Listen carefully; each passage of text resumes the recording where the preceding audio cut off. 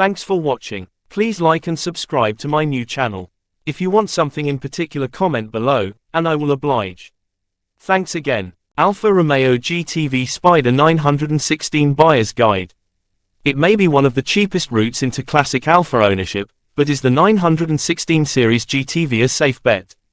We find out. The Coupe and Spider tend to appeal to different driving styles. The soft top is arguably at its very best in V6 guise, the better to hear that amazing howl and tune out the inevitable scuttle shake and understeer-prone handling. As such, it works best as a quasi-grand tourer, and suits a more laid-back driving style.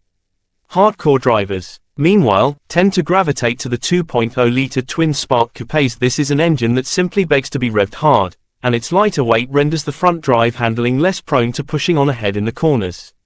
Factor in the greater shell rigidity offered by the coupe body and an engine noise that's almost but not quite a match for the version 6, and it's noticeably the better driver's car. It's wise to try before you be you, though.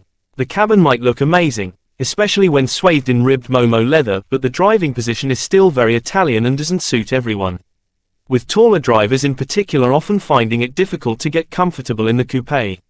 Vital statistics. 1997 Alfa Romeo GTV 2.0 Twin Spark. Engine 1970 cc. Top speed 134 miles per hour. 0 to 60 miles per hour 8.4 seconds. Consumption 32 mpg. What to look for? Bodywork. And every panel forward of the scuttle beneath the windscreen is made from a special plastic composite. A damaged bonnet clamshell is bad news, since it is pricey to replace. Rot anywhere else on a 916 can only be as a result of badly repaired accident damage, so walk away. Likewise, if you find uneven panel gaps, panel bolts that have obviously been disturbed, or overspray, look down both flanks and check for impact damage. GTVs left the factory with no body side protection moldings and so are vulnerable to unwanted attentions of neighboring parked cars. Dents in the characteristic body side slash are particularly tricky to repair, so adjust the asking price to suit. Fading paint, especially on red cars, and lifting lacquer are common. A localized respray is the only answer. Engine. Low oil on the dipstick points to indifferent maintenance, which is bad news on the twin-spark engine in particular, since it is known to use oil and requires weekly inspection. A loud rattling on 2.0-litre cars from cold means the cam variator is not long for this world. Oil cooler pipes corrode on V6s and are difficult to replace, expensive, too, since the radiator usually needs replacing at the same time. Ask for evidence of cam bolt changes. Alfa Romeo dictates 72,000-mile intervals for both 2.0-litre and V6 cars, but the general consensus is that they should be replaced every 36,000 miles. A full service history is a must. Too many owners fail to twig that a twin-spark engine has twice the number of spark plugs usually fitted to 4, which in turn bumps up servicing costs.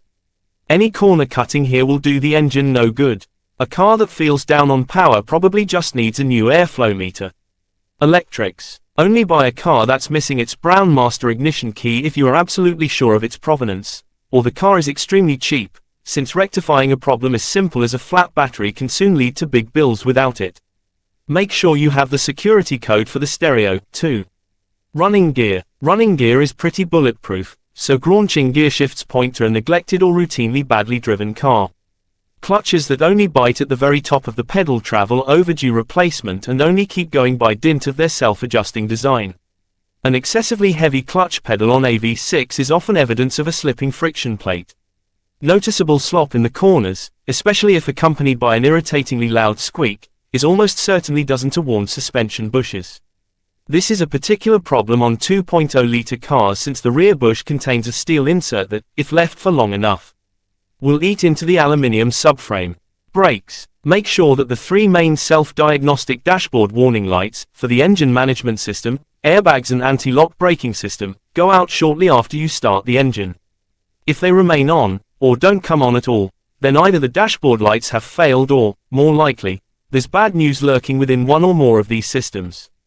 Interior. Interior trim is generally pretty durable, but the side bolster eventually wears on the driver's seat. Whether it's vinyl or leather trim, make sure everything, windows, mirrors, air conditioning, stereo, sunroof, operates as it should. Failure to work could be down to something as simple as a blown fuse, but could also be indicative of something more serious. My thoughts. As with most Alfas, you tend to buy a 916 more with your heart than your head. You certainly don't buy one for practicality, since the cabin is essentially a two-seater, token rear seats aside, and the boot is capable of swallowing a folding toothbrush. But not much else. No, the 916 unashamedly plucks at your heartstrings, with its slash-sided Pininfarina-designed flanks and potent, tuneful engines. They're temptingly priced, too. Most of the best ones won't set you back by much over £5,000, good foot soldiers command no more than a couple of grand and, for those in possession of brave pills, serviceable ones are readily available for under £1,000. All generate addictive, sonorous top-end power, but the twin-spark models tend to be more popular since they're generally acknowledged as the better handler and cost less to run. Actually, who are we kidding? Hang the expense, get yourself a soulful V6, and move into a house built next to a nice, long tunnel.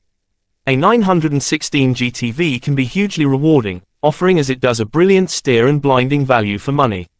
Buy carefully, though they're color sensitive, so cars painted anything other than Alfa red, black or silver can be hard to sell on again. Likewise, Alfisti prefer a leather interior and teledeal alloy wheels above all else. The pick of the crop. Budget £3,000 on an early, pre-facelift, solid red, black leather GTV Coupe 2 litre.